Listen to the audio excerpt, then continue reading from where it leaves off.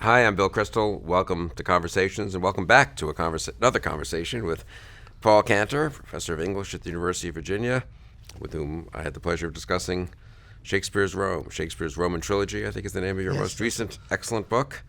And now we go from high to low, from serious to frivolous, and discuss television. I said that just to provoke you now. Yes. You can now give me you do this every time lecture me because, on how terribly television has reached an important moment in the life of a medium. It's being canonized. It's undergoing canonization, thereby proving what I've been saying all along, that a lot of the criticism of television came from the fact that people were coming at it when it was an immature medium.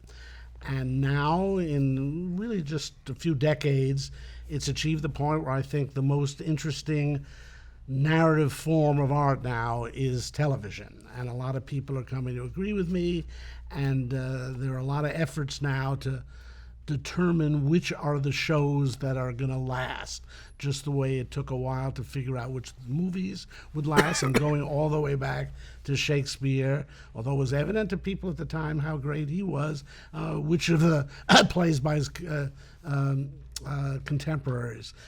So, for example, a magazine I believe you're familiar with, the Weekly Standard, had an article recently by Sonny Bunch called Television Overload. So many great shows, but who will remember them? And it is interesting, a lot of people are reaching the point now where they say there's too much good stuff on television for anyone to follow it all. It used to be people would say there's nothing worth watching on television. And now, especially with these new streaming media, with Netflix and Hulu and Amazon, we're at a point where there's just too much good stuff to watch.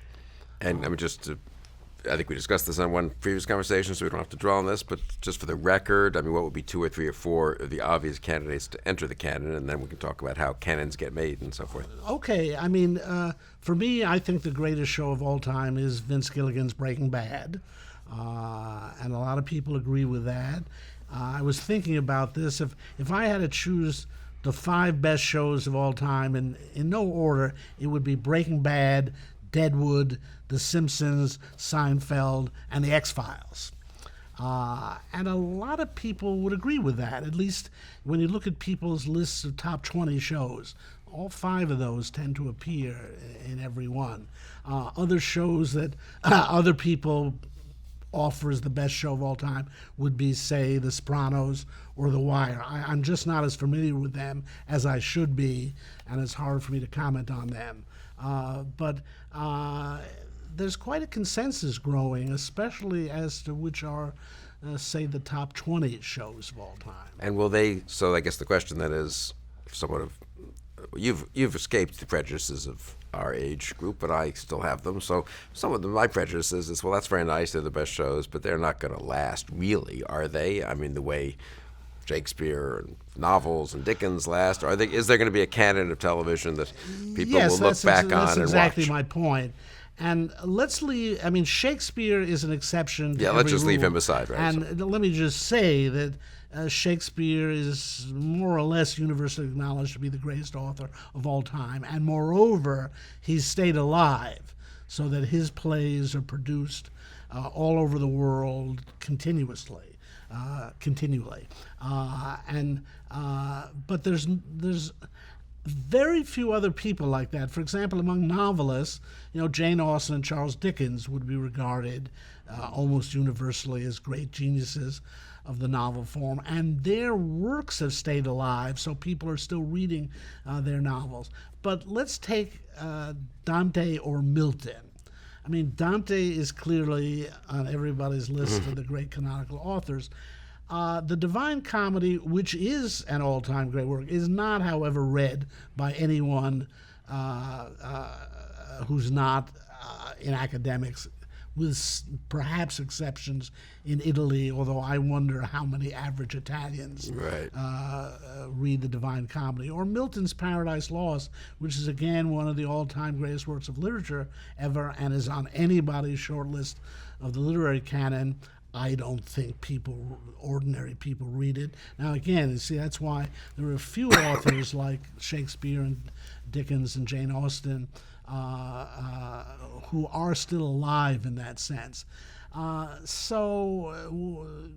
I believe, let's say, that Breaking Bad will be remembered 1,000 years from now, and it will probably still be viewed. In fact, I think a lot of these TV works are more accessible to ordinary people and more likely to stay alive in that sense. I mean, the point is that anytime a new medium comes along, people think it's ephemeral. They think it won't last. And for example, the early movies, most of them have been destroyed by now because of the problem with the film stock. But some of the early movies, like Birth of a Nation, or its equivalent Italian epic Cabiria, they've survived and are still watched. And I think it will be the same with television. When television came along, it seemed like an ephemeral medium. Just the shows themselves weren't being preserved. CBS erased all the Johnny Carson shows that had been recorded in New York, erased them because of some idiot in their so-called preservation unit. But a lot of shows have survived, in many cases in the form of kinescopes, which are just movies taken of the television broadcast, and so they're an inferior quality. Now, for example, I Love Lucy appears on almost everybody's list of, let's say, the 20 greatest shows of all time. Part of that, it was the first sitcom to be filmed, so it exists on high-quality film stock in color, and that's, I frankly think it's being overrated for that reason. But what we now have are a situation where TV shows are being preserved in the form of DVDs and other digital forms. They are going to last. When you go back to Greek tragedy, we only have 33 of them. They were written on papyrus. A lot of them were initially lost, and fortunately 33 of them survived, and by the Middle Ages they were being written on vellum, so beautiful manuscripts that still exist, and they went into print almost immediately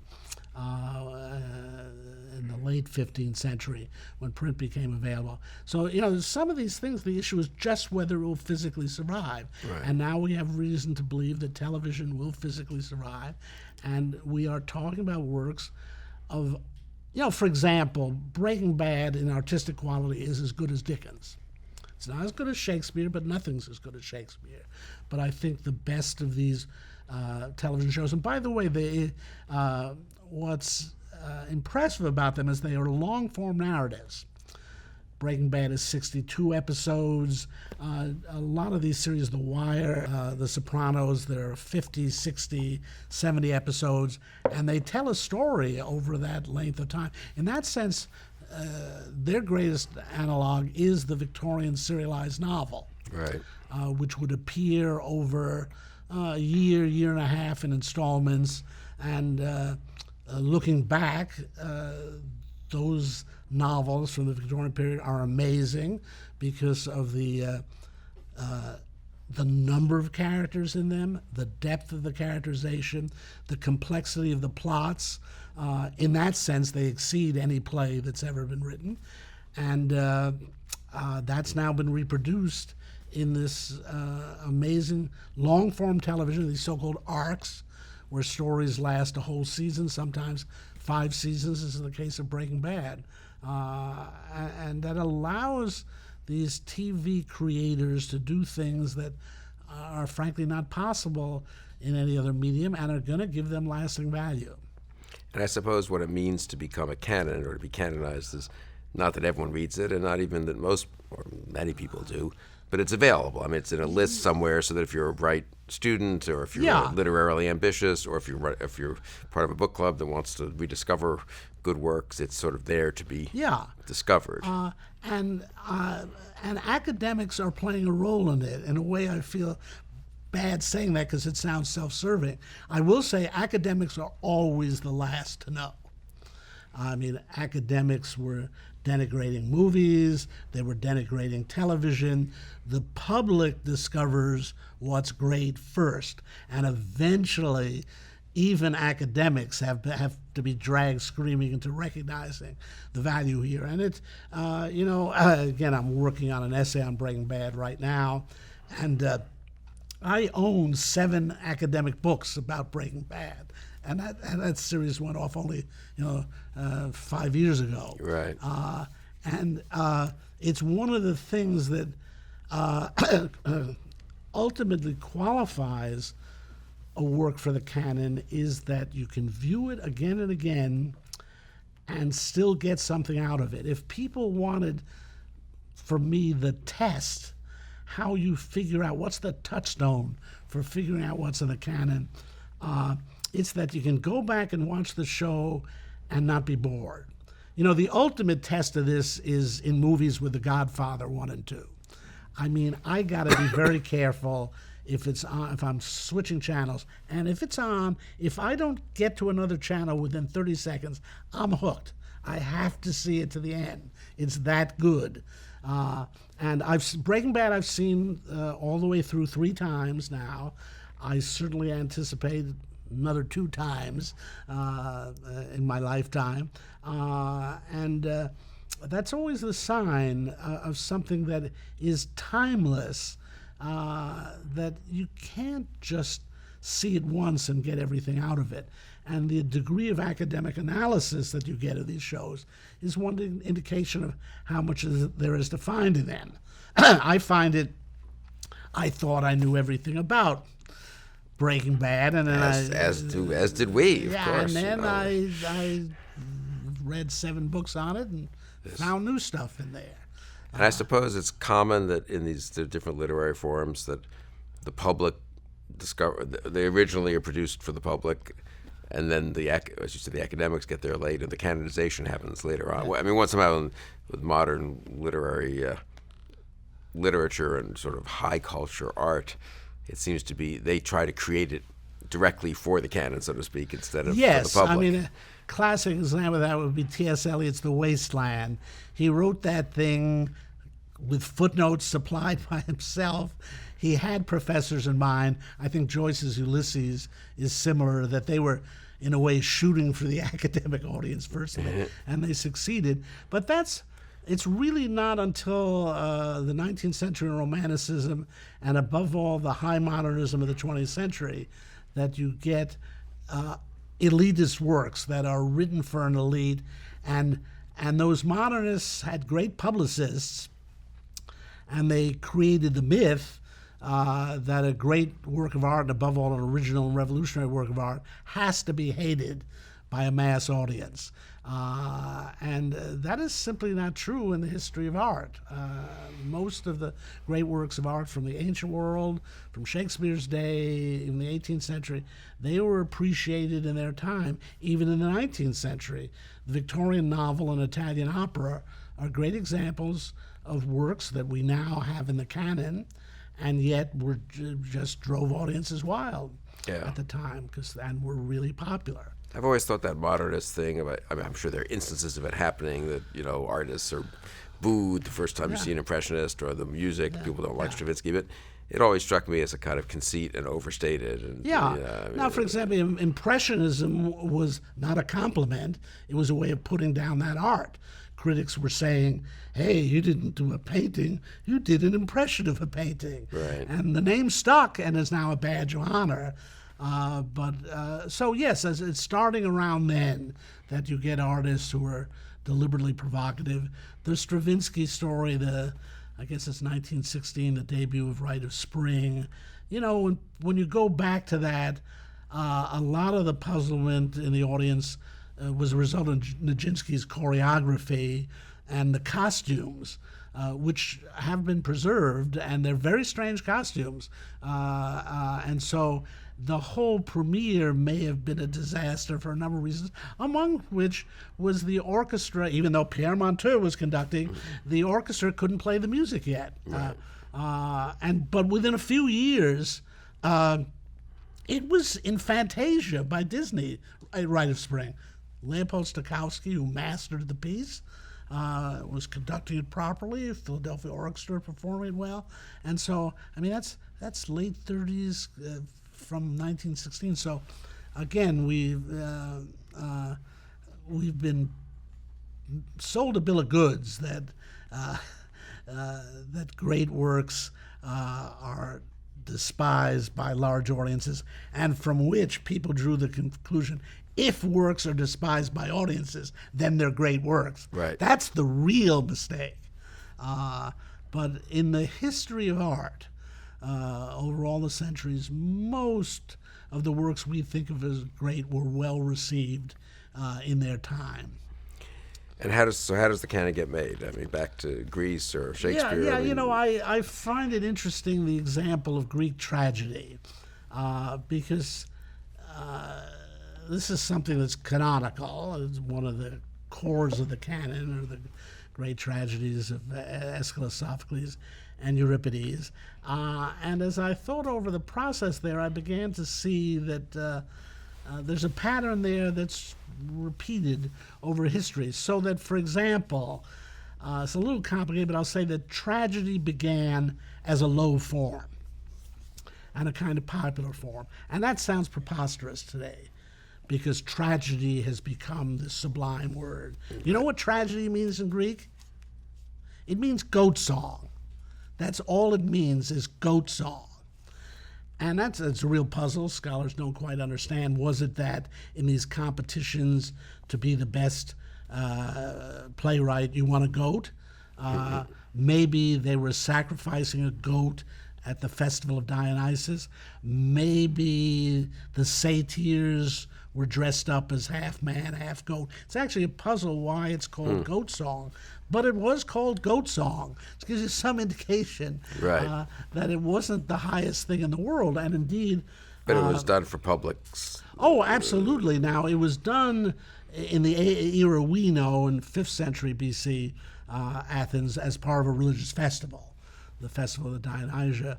And so, in effect, the whole city turned out for it. Now, we don't know much about the origins of tragedy, but Aristotle does discuss it in chapter 4 of his Poetics. And as far as we can tell, this form begins in the middle of the 6th century BC in Athens, under this great tyrant Pisistratus. Among the great things he did for Athens was institute tragedy. And as far as we can tell, originally there was one actor in a chorus. We know that because Aristotle says that Aeschylus introduced the second actor. That's in the 5th century. And what was original was a new mode of narration. And that's what struck people. Up to then, the main thing was hearing Homer recited. They had these people called rhapsodes who could recite Homer and memorized in huge chunks, and that was a big public event. Plato describes this in his dialogue, the Ion. And moreover, in Plato's Republic, when Socrates is talking about poetry with his interlocutors, Socrates works very hard to explain the difference between epic and tragedy.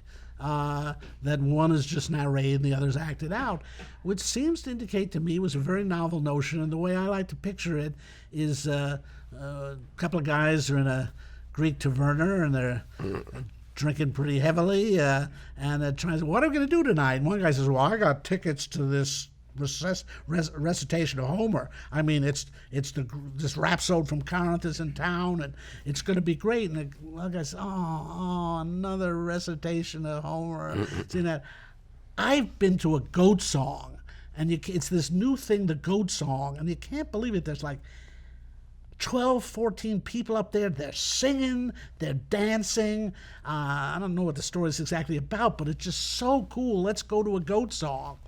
And I think that's true of art, that people are impressed with media, and especially with new media. So when film came along around 1900, you didn't have to give them Gone with the Wind or Citizen Kane.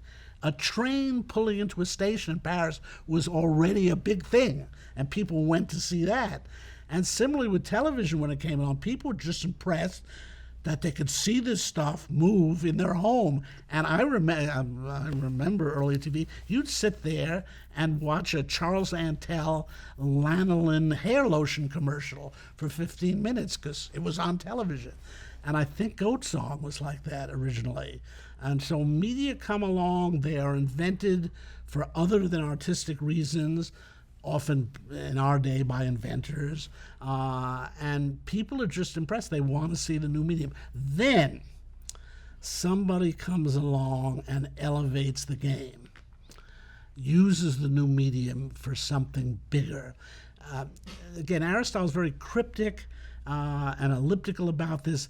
He talks in one sentence about how people gave up epic for tragedy because the forms were in more esteem. And it sounds just like that it was so sad. We used to go to Homer's epics, but now people are rushing to Goat Song because it's cool, the form. And It's then like people talking about, like, as the movies came along, the old fans of theater are very unhappy absolutely, that exactly. people are going to these cheaper entertainments. And indeed, the early movies were terrible.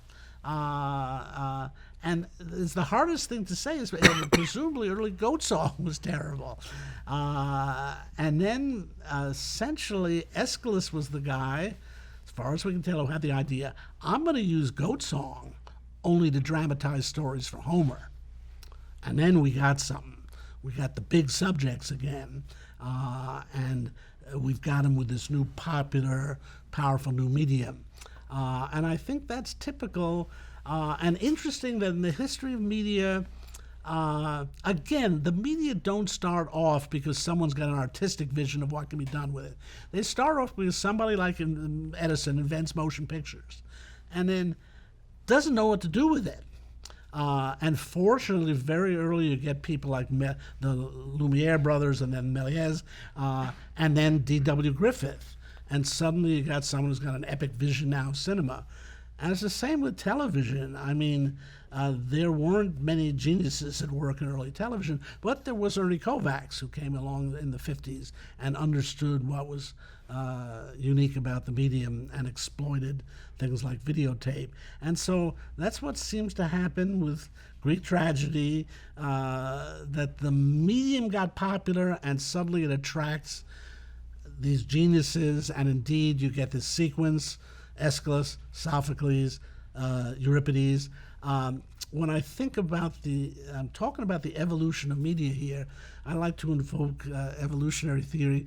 This is what's called punctuated equilibrium in the revision of Darwin that people like Stephen Jay Gould and Niles Ehrlich brought about, that Darwin's vision of evolution was gradualist.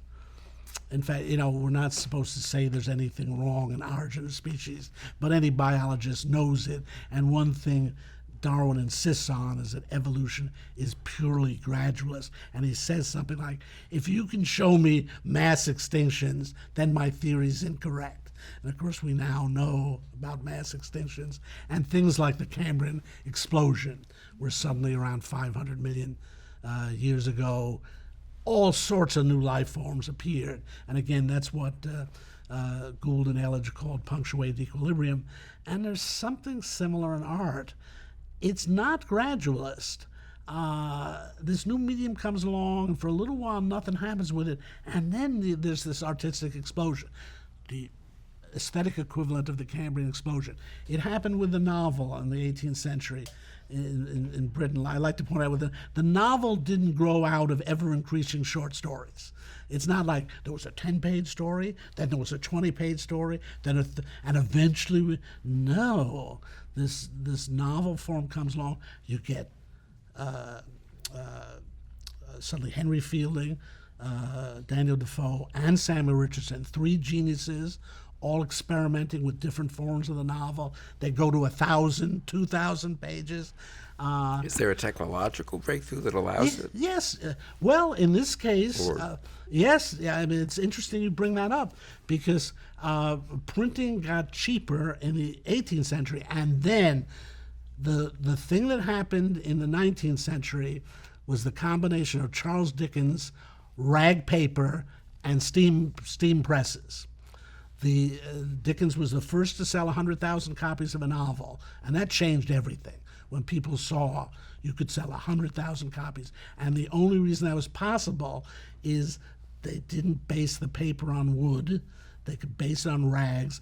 The Industrial Revolution in Manchester was producing more rags than they'd ever seen before because of the leftovers of the textile industry. So paper plummeted in price, and then steam engine printing presses could produce,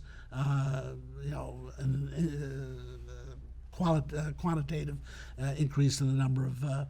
So yes, and again, it's this weird symbiosis. That Dickens comes along when the steam press and rag paper come along. And there would not have been a demand for the rag paper and the steam presses if Dickens wasn't selling so many novels. On the other hand, Dickens wouldn't have been able to make that kind of money, and he became the equivalent of a multimillionaire, if this technology hadn't been there. And again, Thomas Edison may not have had an aesthetic bone in his body. He was an inventor. And in fact, it's very interesting, if it had been up to Thomas Edison, the movie industry would never have developed.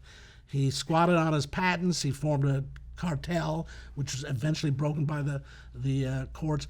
I give him credit. His studio came up with the Great Train Robbery, credited with being the first Western and full-length film. I think it's 15 minutes long. But he thought of film as an industrial product. He had the studio, was churning out, one 15-minute movie after another, and he thought that's all you needed. And in fact, for that matter, Dickens thought the way to show movies was on a Nickelodeon. That little machine where you looked into it. Right. And it was the Lumiere brothers in France who first thought of, we're going to project this on a screen. And then hundreds of people can. Well, you said Dickens, so you meant Edison. Edison, yes. Yeah. So it was in France that they first realized, you don't need to project a look film through a little thing. Yes, yeah. and someday thousands of people might see a movie, and it is that again, if it had been up to Edison, there would have been no D.W. Griffith. And fortunately, his patents couldn't hold in Europe, and they couldn't hold in California, that's why the movie industry moved to California. Is that right? Yeah, well, sunshine but really to escape the Edison trust. Wow. Because California judges wouldn't enforce his patents. It is weird to understand how there's this interplay between law, technology, and artistic development. Yeah. But it is, So what the people who create the medium have no idea what to do with it. But it is interesting. Artists quickly adapt, and so that's what happened. 5th century Athens. So they adapt. They produce these higher level. Yes, they realize forms that, of the same. At the beginning of a medium, it can coast on the sheer novelty of the medium. It doesn't take an artist. Again, those early films you see, people are just impressed that it's a moving picture. And again, early television, people would literally watch anything, Right. Including commercials. Again, my family got a television in 1949, so I virtually was been watching it from the beginning. Right. But so anyway, the medium eventually attracts people who know what to do with it, both in the sense of elevating the game, but also what's distinct about the medium and how to exploit it. Now, that's when elites start to notice it, when the medium becomes powerful and it's producing stuff that really has an impact. So Plato comes along and starts to criticize tragedy. Now, Plato was a very smart guy, and I admire him greatly, and I will have the courage to attack him only because Aristotle did. And I'm going to side with Aristotle here against Plato. It's very interesting to see Plato's reaction to tragedy, which he thinks of as goat song. This is in the Republic, in books 3 and 10, where Socrates is talking about the education of the guardians in this best city they're creating, and Socrates decides we got to get the tragedians out. also Homer out. And it's very interesting to see that Plato makes the charges against goat song that everybody makes against every new medium.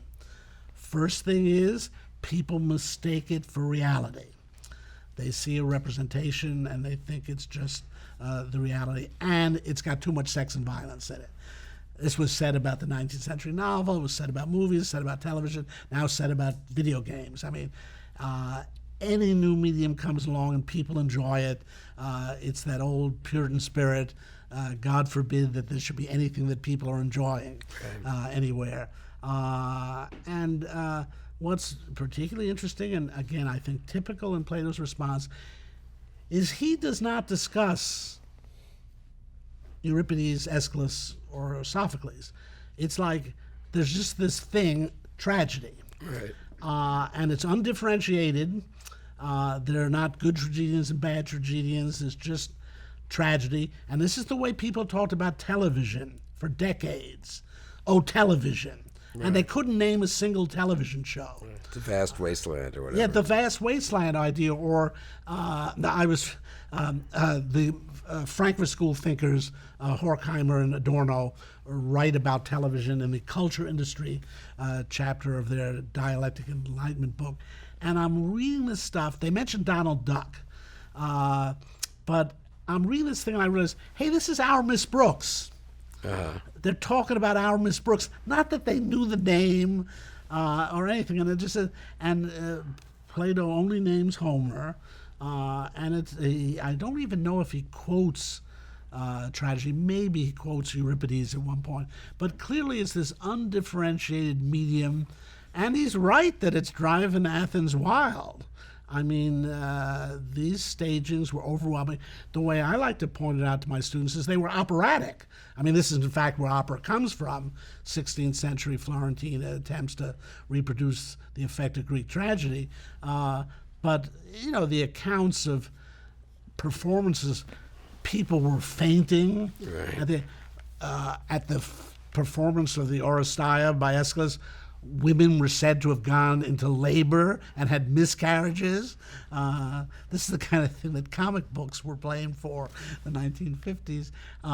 And so to Plato, it's this undifferentiated medium. And here's where Aristotle comes along one generation later, and that's the beginning of canonization.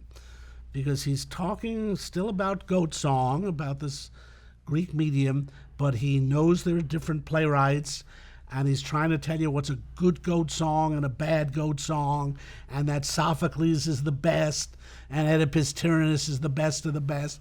And you can start to see canonization happening in Aristotle's Poetics, where he's singling out who the best playwrights are and what their best plays are and why.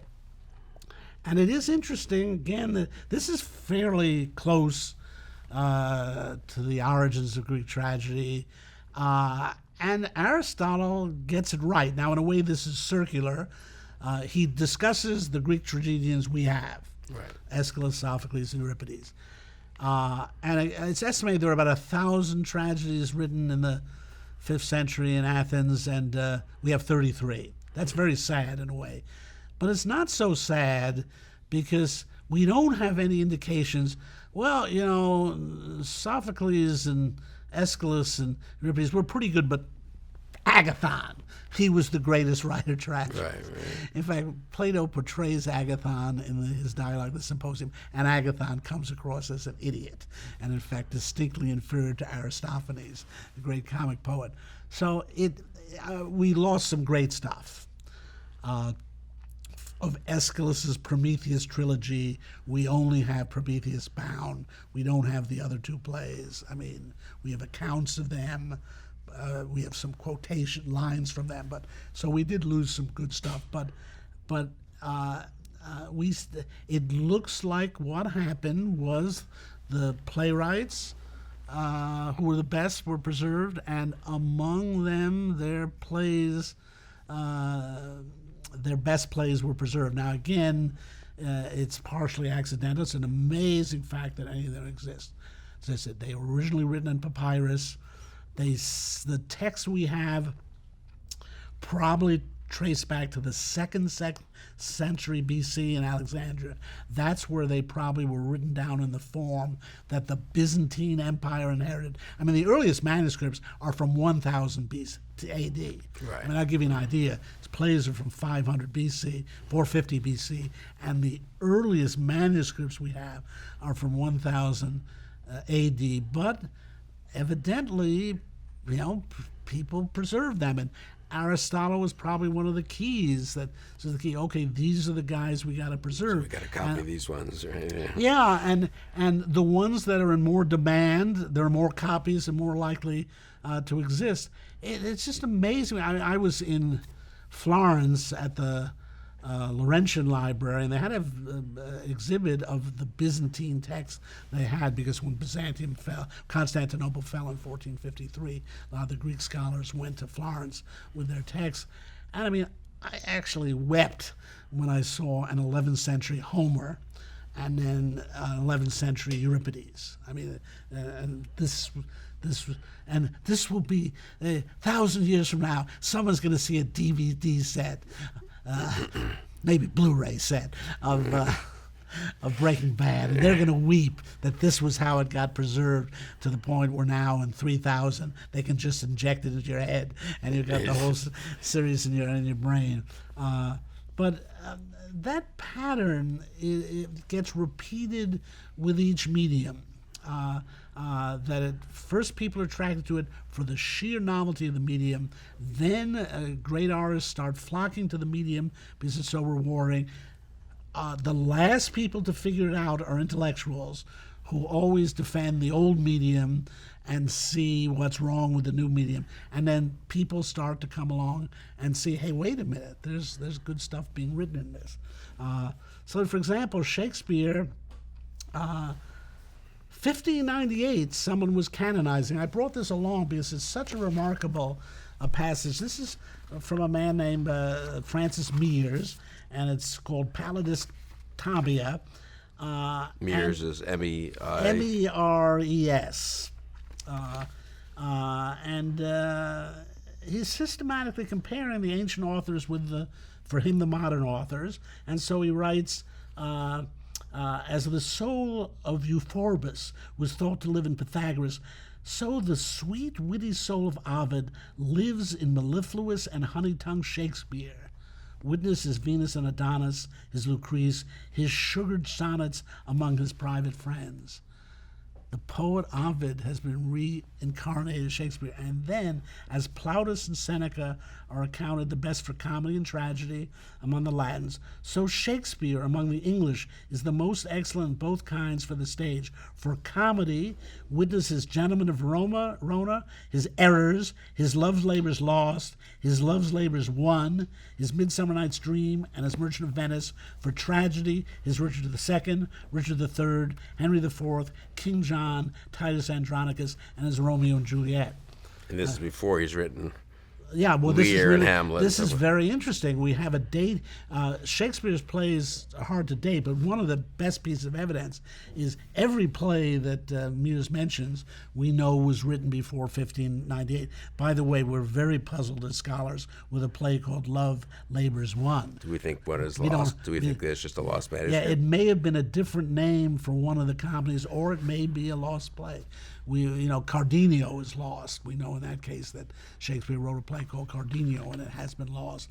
But it's a fascinating passage. And by the way, he goes through his contemporaries, and pretty much he names the people we still read. Edmund Spenser, Christopher Marlowe, Samuel Daniel, Michael Drayton. Well, scholars like me read. And so it does show, this is quite remarkable. 1598. Coincidentally, it's the first time Shakespeare's name starts to appear on the title page of printed versions of his plays, as if he's become a brand. Booksellers, they used to sell it by who the actor was. They'd publish a Marlowe play and says, as acted by Edward Allen, the way you'd promote a movie now by the star. Very seldom promote a movie by the screenwriter.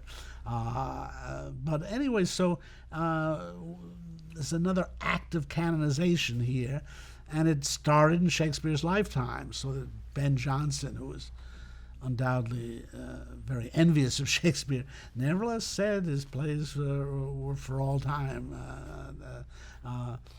And you can see it happening with the novel. We have such a skewed perception of these things. It's very hard to convince my students that Dickens' novels were not taught at Oxford University in 1860. In fact, Shakespeare was not taught. They were still teaching Latin and Greek authors.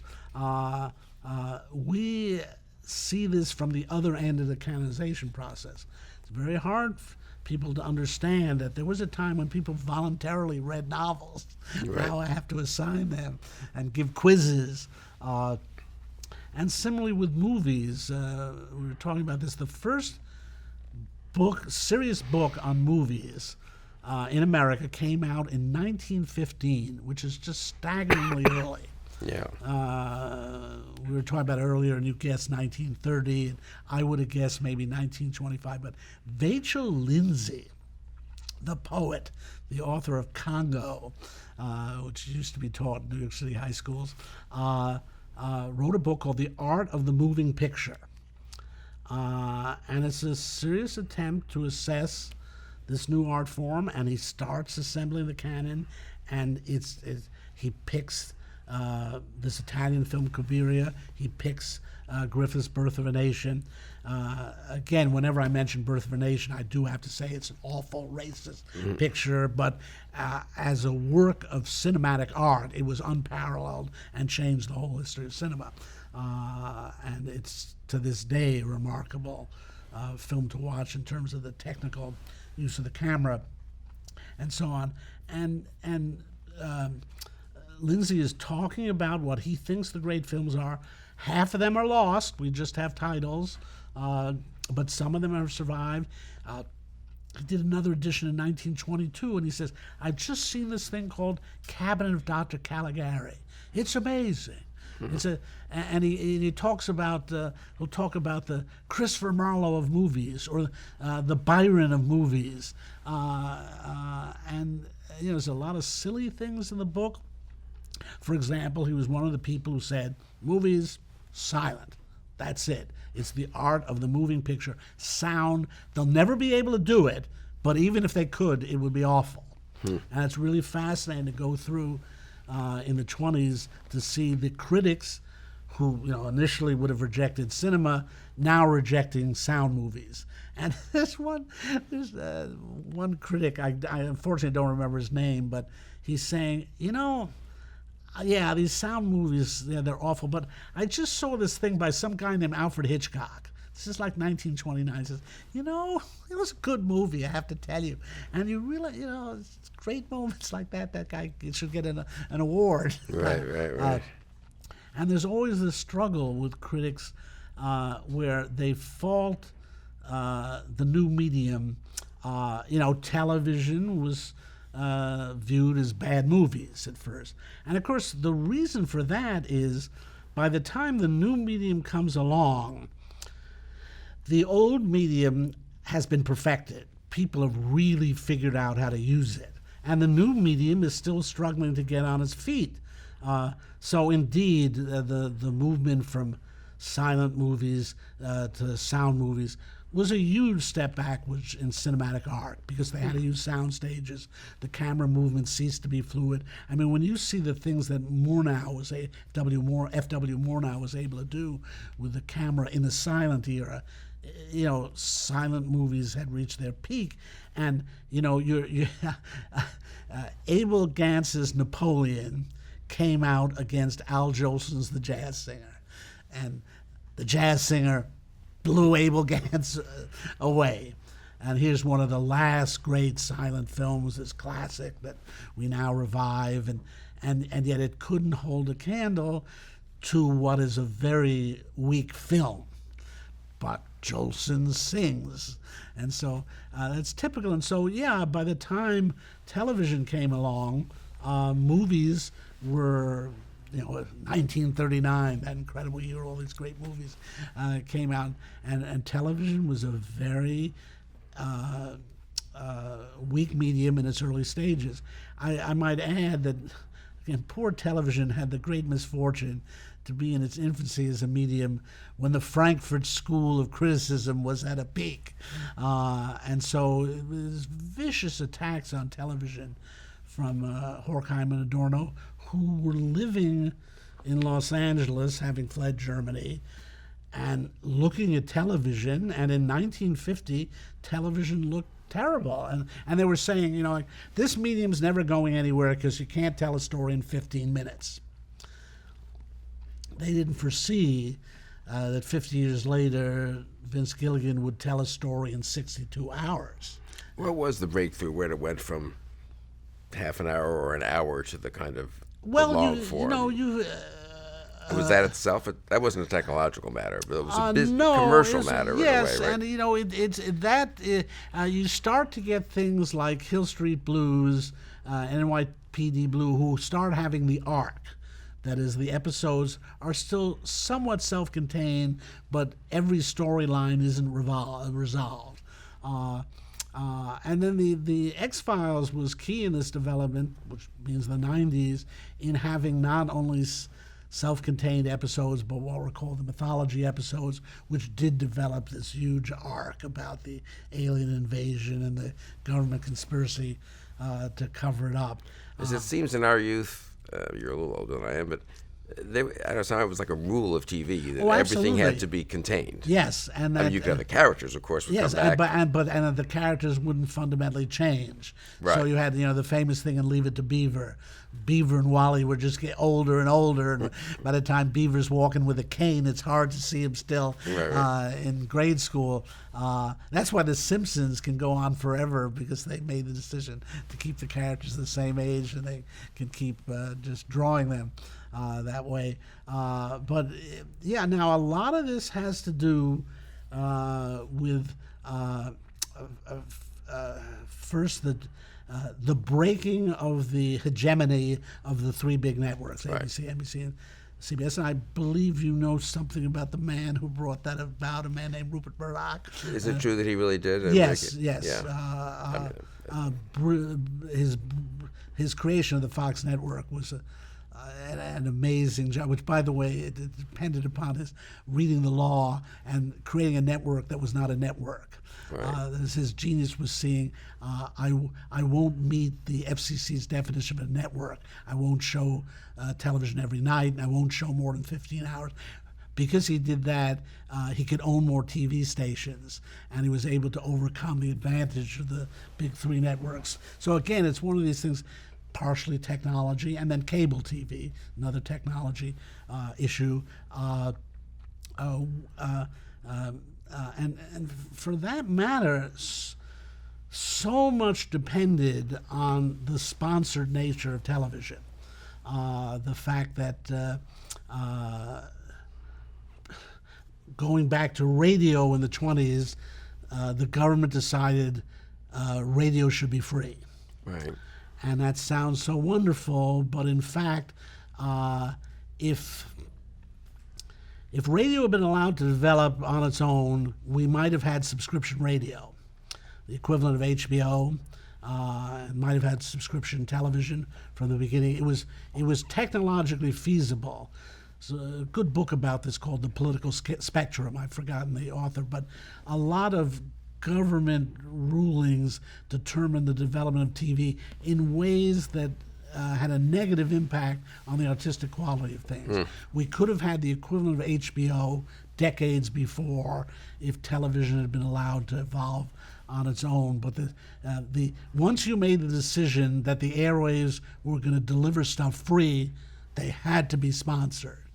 And people have pointed out that sponsorship is what kept the quality low, because you needed to appeal to the largest possible audience, to broadcasting, what's called narrowcasting, which again, it starts with Fox and then the HBO and Showtime. That made it possible to appeal to an elite among the audience. So it is really, And do most of these shows start? I mean, that's my sense, is that this would be true of TV, maybe of novel. They start off appealing to I don't know, to a relatively small number, and then they expand quickly. Yes. I mean, yeah. Now it's interesting. In the case of Breaking Bad, it was delivering, I think, between 1 million and 2 million viewers a week. And then when it went on, I don't know if it was Hulu or Netflix, everything changed. And eventually was delivered in last season 10 million viewers. And there too, the streaming services made binge watching possible. It's hard to explain to my students what watching television was in the 1950s.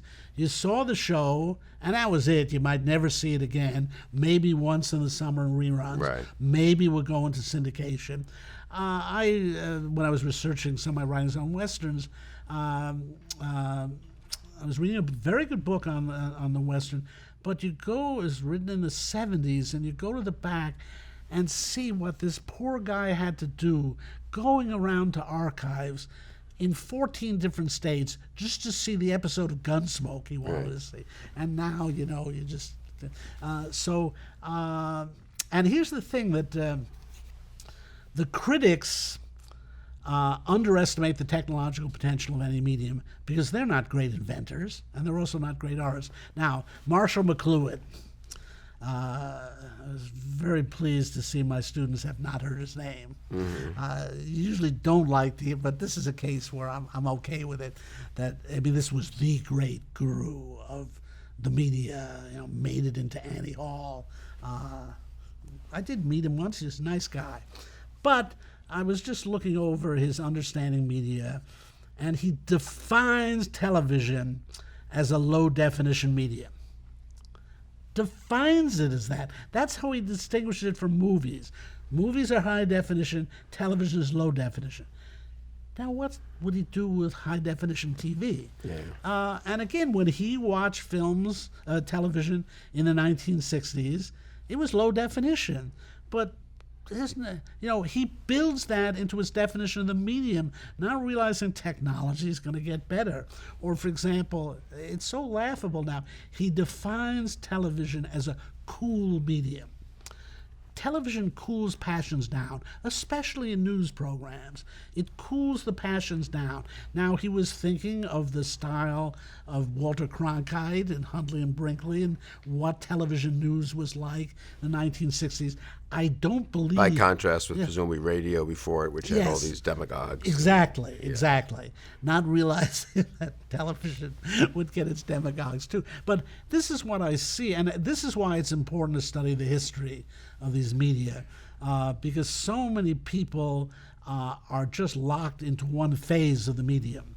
And again, very often people ask me, well, what do you think the next great thing on television will be? And I tell them, if I knew, I would not be a professor of English. I would go into TV and make, maybe $1,000 more way. But we're not very good at predicting the future. We're pretty good at predicting the past. And so that's what I do. The one thing we can do is now look what's happened and in retrospect say what's now the canon of television. But we got to be careful about thinking that what we're seeing now is the way television will always be, because again, we're not technological geniuses as professors, and we're certainly not creative geniuses. And I always say, you want to know what the next big thing on television is? Find some 8-year-old and ask him, because he's going to do it, or she's going to do it. It's not going to be me. And so I think we're at the point now where we're coalescing around a canon. I brought along 2 of the books here that are doing this one, TV the Book by Sepinwall and Zeitz. They picked the 100 greatest TV shows, and then David Bianculli has this book, The Platinum Age of Television, from I Love Lucy to The Walking Dead. And they have different criteria, but their lists overlap a great deal. And you go back to the 50s, everybody's saying Lucy, and and Gunsmoke, and a lot of people say Perry Mason.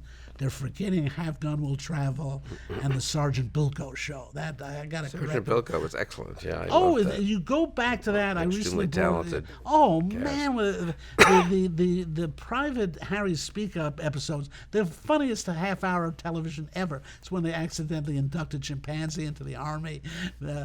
Anyway, Forgot that one. But there's a lot of coalescence here, and particularly, I mean, all these things are somewhat weighted too much towards the present, but a lot of them are seeing that, again, I'd say The Wire, The Sopranos, Breaking Bad, Deadwood, they keep showing up in everybody's list. But I suppose the long form shows is related to cable, surely, in the sense that when there are only 3 networks, it's too expensive. I mean, you can't afford to risk yes.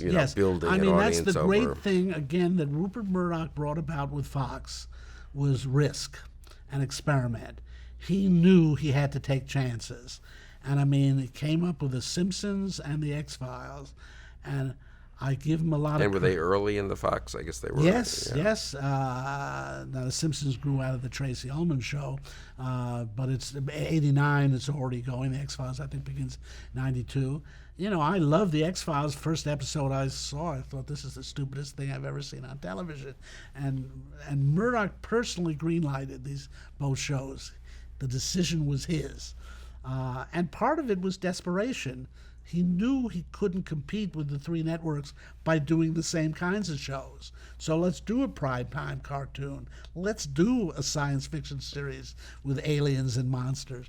And it is interesting, what was it? The X-Files used to come on after The Adventures of Briscoe County. Everybody at Fox thought, well, Adventures of Briscoe County, that's our hit. Run this X-Files, it's Friday night, who cares? But, no one's heard of The Adventures of Briscoe County anymore. And then, the same thing with the cable networks with HBO and Showtime. They had to get subscribers. So they had to do things. And, of course, they had a lot of airtime in which they just did repeats. And so you could run a show 5 times in a week and build the audience. Right. And streaming now makes that even more possible.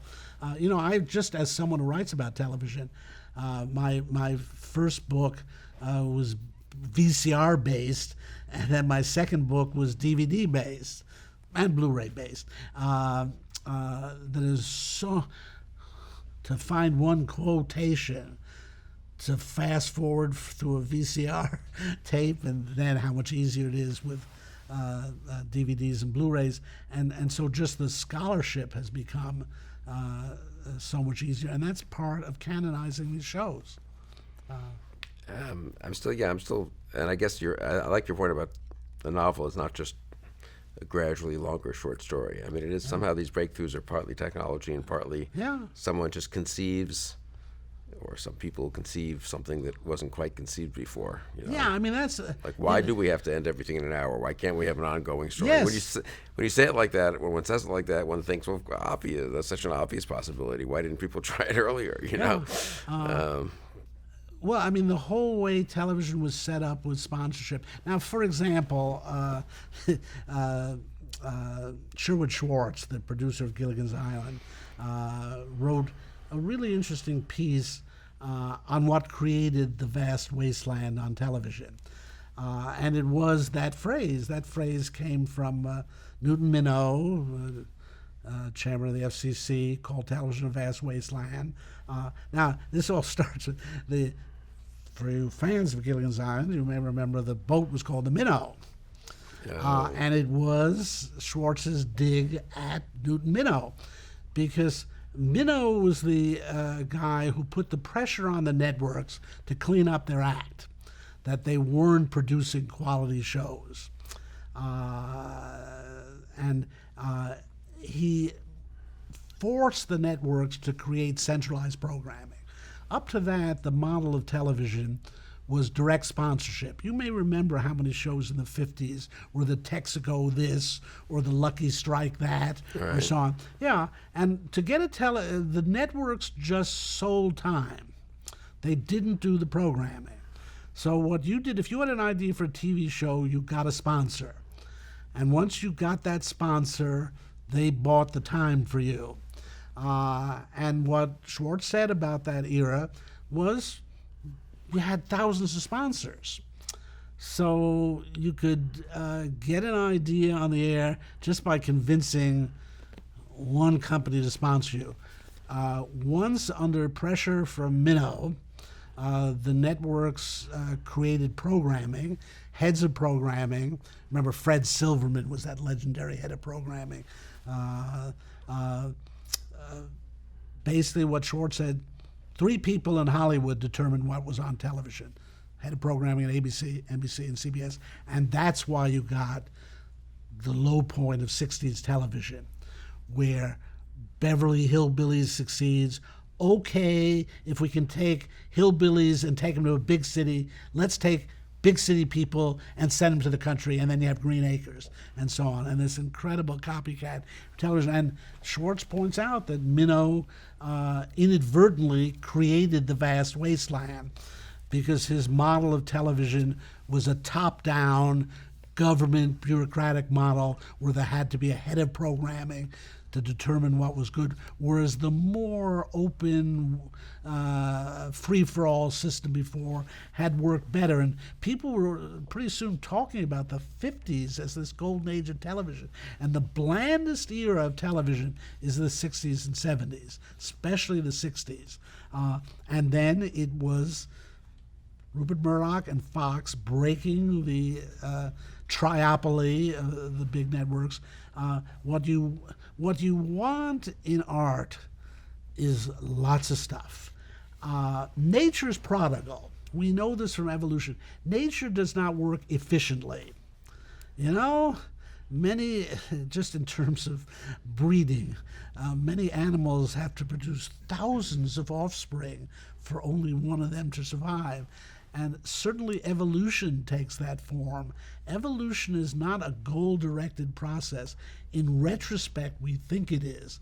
Again, the great work of Stephen Jay Gould in this regard is showing that evolution results from nature trying out thousands of things and seeing what works. Well, you know, as art is that way.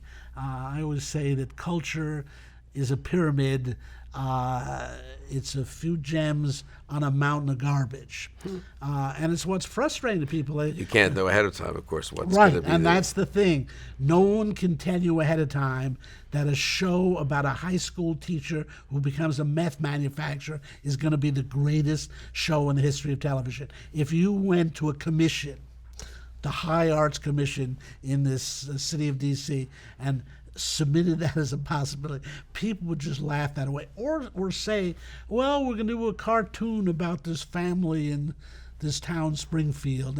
The history art is filled with things like that, and no one knew Shakespeare was going to be Shakespeare.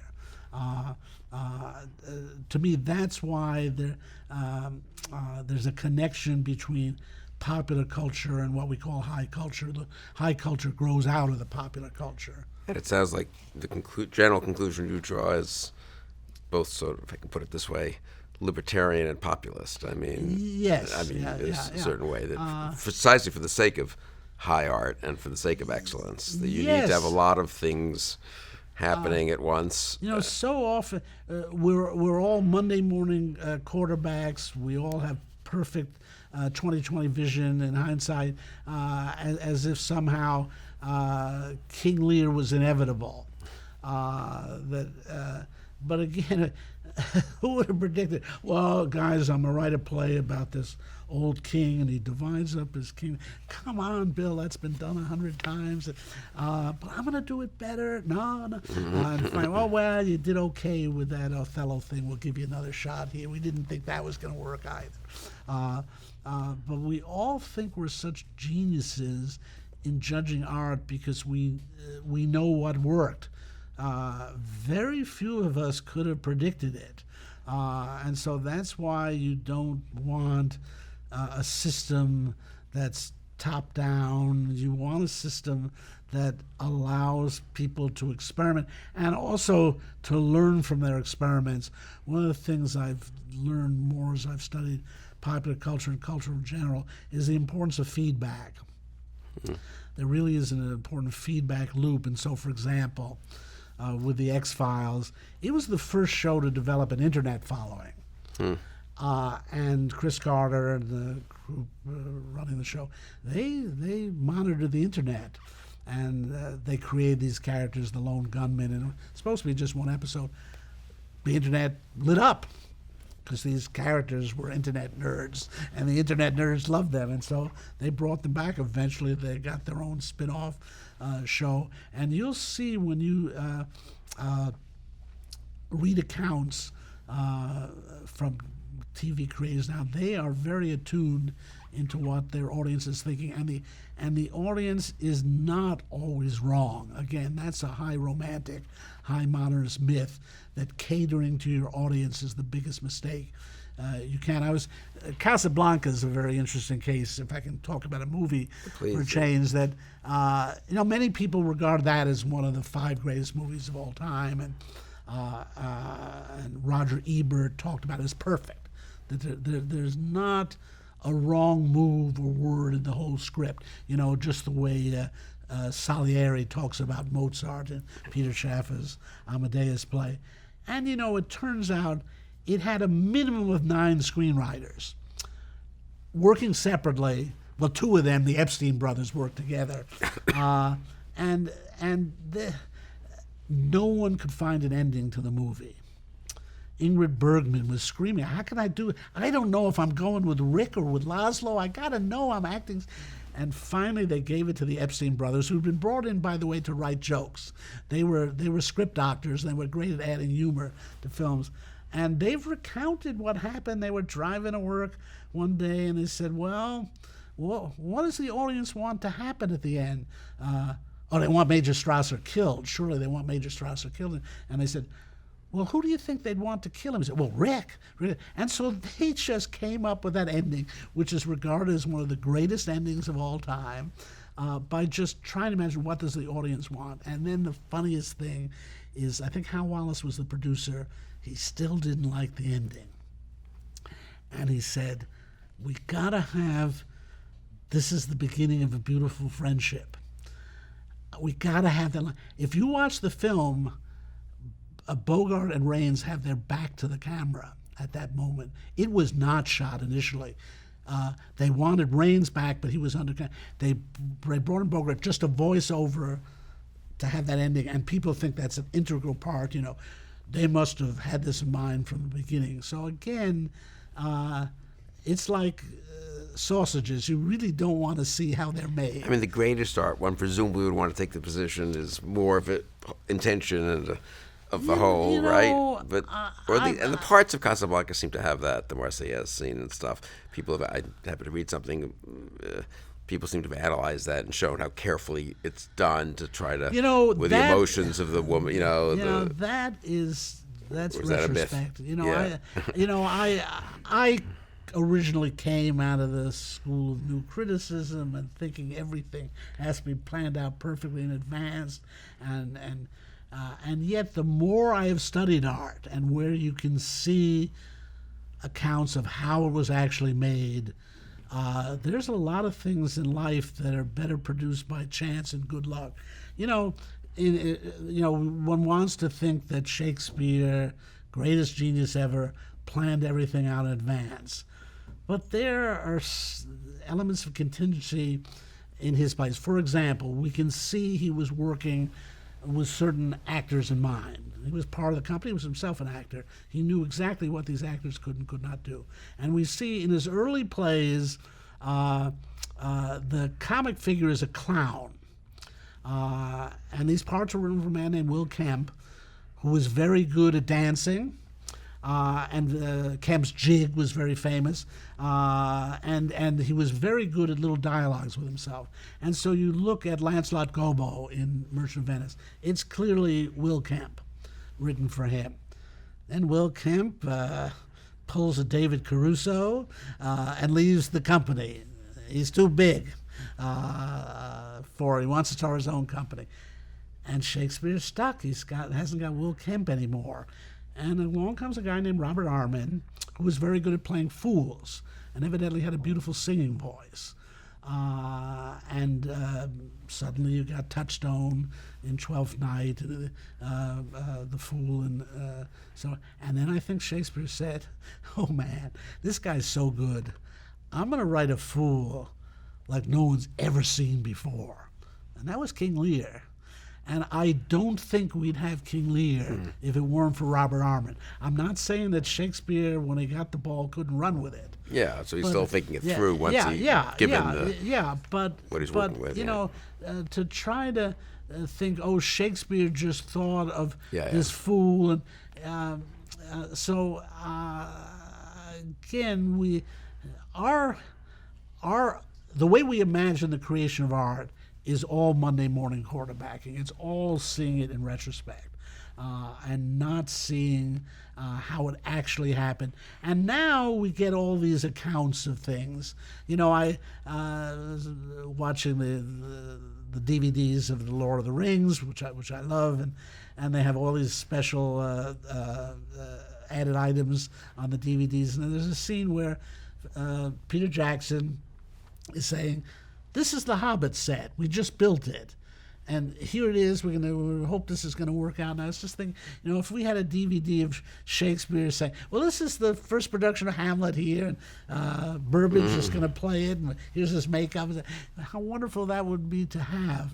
But when you actually get the information, the great line in The Godfather, "Leave the gun, take the cannolis." I mean, surely that was in Coppola's mind. No, Richard Castellano improvised it on the spot. And there it is. Or Brando in the death scene, when he puts the orange in his mouth, he improvised that. The genius is being able to see what works. What we don't see is, in some cases we do see the stuff that was cut out of the film. And you look at the deleted scenes in The Godfather, they're all wonderful, actually. But you realize that Coppola knew something about pacing, and that they were cut out for the sake of the whole. So a great artist, Hitchcock storyboarded his films. He evidently planned them out in advance and stuck to them no matter what. So it's possible. I don't want to rule out the possibility of the work of art that is perfectly planned in advance. But I think that's much rarer than we think it is. And it's a model that doesn't work very well in things like drama or movies or television, where there's a production process over time and lots of people have to be involved. And I think you would find that great artists are flexible. Again, we have this image. I just for the first time last night watched an episode of this Genius Picasso thing on National Geographic, and it's just more of that stuff of the artist is this self-legislating figure, and everyone else is wrong, and only he's right. He knows exactly what he's doing, and it's I'm kind of sick of that myth at this point, because what I see is that I remember a very good screenwriter, Hollywood comedy writer, came to University of Virginia to talk to the students, and he was really wonderful and helpful, telling them what it took to succeed in Hollywood. And one of the things he said was, when you have an idea, good comedy idea, you fight for that in the writer's room. You fight and you fight and you fight for it for 5 minutes. And if you haven't convinced them, give up. Because you'll never last in Hollywood if you can't work as a team. And And again, Shakespeare was very unusual. He wrote his plays pretty much by himself. Some of the ones at the beginning, some of the ones at the end are co-authored. But by comparison with most of the authors then worked as co-authors. They had script doctors. It's possible Shakespeare was brought in as a script doctor on the Thomas More play, because the only thing we have written in his handwriting is a scene from this Thomas More play. But for example, Christopher Marlowe evidently couldn't write comedy. They brought in this guy named Samuel Rowley to write the comic scenes in Dr. Faustus. And we know because there's an entry for £5 in the theater manager. £5 Rowley scenes in Dr. Faustus. And so we know it happened, but Shakespeare could write comedy, as our boy Francis Mears figured, best in comedy, best in tragedy. Right? Well, that's very unusual. Yes, it was very unusual, and he could do it. But even he, and I think he worked with Robert Greene in an early play. Some people are now claiming one of the Henry VI plays is co-authored with Christopher Marlowe. We know that at the end of his life, he started writing plays with John Fletcher because he was looking forward to retirement, wanted a replacement, and so figured he'd train Fletcher. And indeed, with his co-writer, Francis Beaumont, they were the next big thing. And they were as successful as Shakespeare for the next decade. And Shakespeare could go back to Stratford and count his money because he was a stockholder in the theater company. He was so good he got a percentage of the gross. Yeah, Unlike right. any other author at the time, he could demand a percentage of the gross. But so I grew up on the great author, great genius model. And it's in a way seductive. It's the way you want to think about it. But the more I've seen over the years, even Citizen Kane, Orson Welles directed it, starred in it, wrote the music, whatever. It's not true. Joseph Mankiewicz was the co-author, and we're very attracted to the idea of the single genius. Again, I saw it written all over this Picasso thing. Picasso was a genius, but he wasn't this isolated genius working at some level above the rest of humanity. And if Shakespeare was an actor, these people who say that William Shakespeare could not have written the plays, I got into a debate in the Weekly Standard over this, and Charlton Heston came to my rescue by saying, the only thing we know about the man who wrote these plays is he was an actor. And William Shakespeare was an actor. He said, I'm an actor. I played in Shakespeare. This guy knows what an actor needs. That Act 3 is really tough for Hamlet. And he needs to get off the stage for Act 4 so he can come back in Act 5. And lo and behold, in Hamlet, Act 4 is about Ophelia and Laertes. And Hamlet can go off, take a hard drink, Heston saw that the man who wrote these plays was a practical man of the theater. And I'd never seen that argument before, and to me it settles this generally ridiculous question of who wrote the plays. Yeah, William Shakespeare wrote the plays. Francis Mears said it in 1598. Anyway, but the more I've seen studying all these different media is that certain rules apply across the board, and one of them is some kind of feedback with the audience. Dickens, is the Old Curiosity Shop. He didn't even think of it as a novel when he wrote it. And then lots of sales in the installments, especially around this character Little Nell, and suddenly this is going to be a novel about Little Nell. 100,000 copies, can't be wrong. So I think we do, again, this comes out of Romanticism and High Modernism, the idea that art must be shielded from all commercial considerations. It's really wrong. And again, the irony is, High Modernism, and I'm talking about Joyce and Eliot and Pound here, was such an elitist form. But the great modern form is the motion picture. That's true modernism, and it was a commercial art. And again, the same thing now with television, that the people with real artistic impulses are going to television. The financial reward is enormous. And also they have more control. Movies are a director's medium, and the central figure is the director. There's a person who's going to get what's up on the screen. It's the director. And writers find movies very frustrating because their scripts are rewritten and rewritten. Whereas in television, the production schedule is such that the writer is in charge.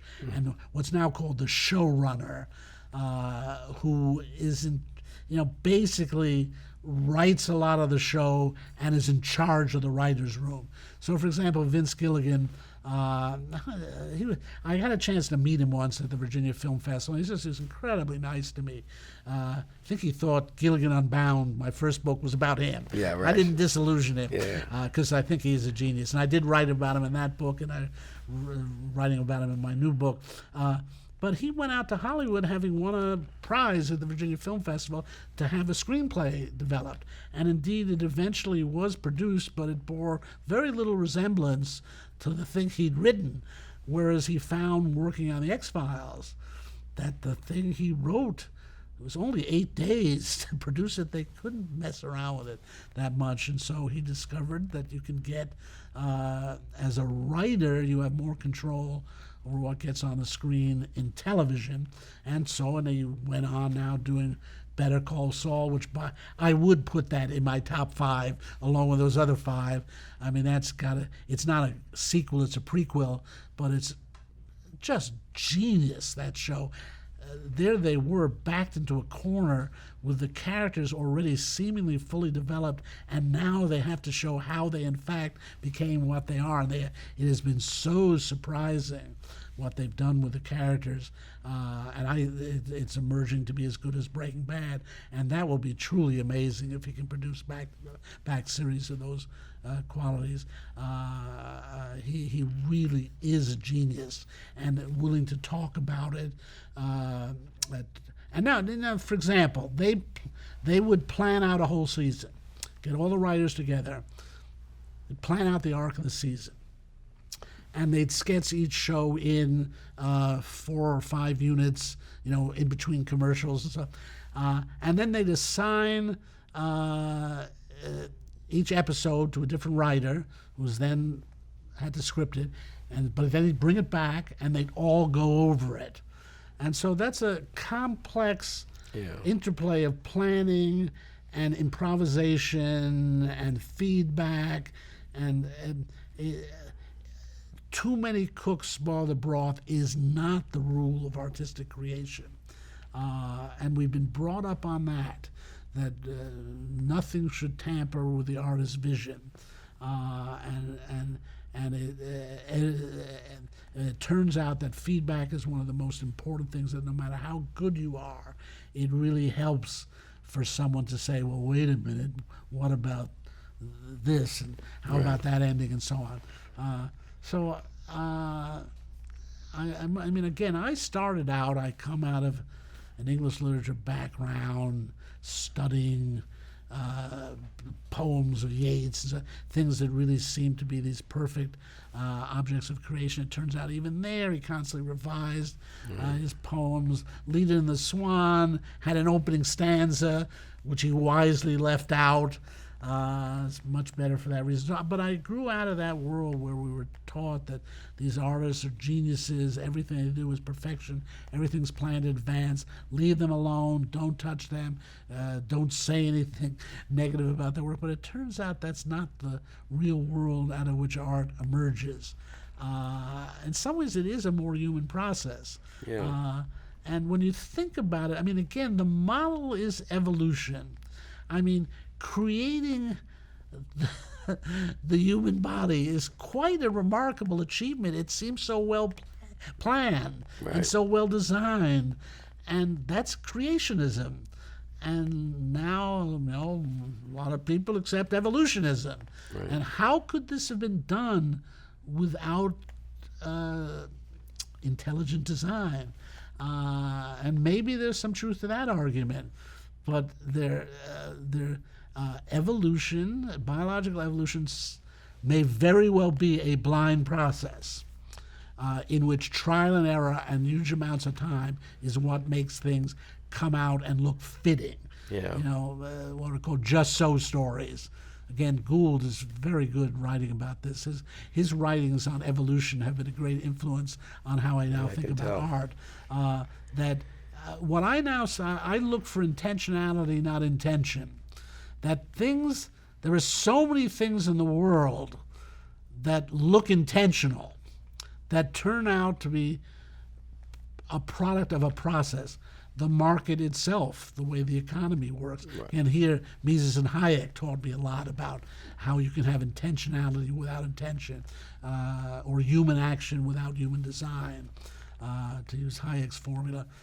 So many things in the world look designed, but it turns out they're the result of a process of variation and feedback. Where you try out lots of possibilities and then cull out the ones that work. And that seems to be something that happens in a lot of artistic creation, more so than we think. Well, this has been a surprisingly subversive conversation, I think, and I'm sure various of our friends will find things to differ with, to say nothing of all your colleagues and all the whole artistic world, and which is good.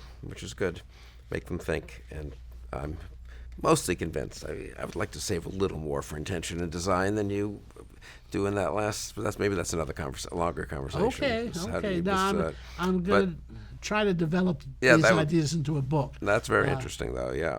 Anyway, this has been a great conversation on television, the canon, Shakespeare, movies, everything else too. Yeah, we covered a lot. That was great. So thank you, Paul Cantor. Thank you for having me. And thank you for joining us on Conversations.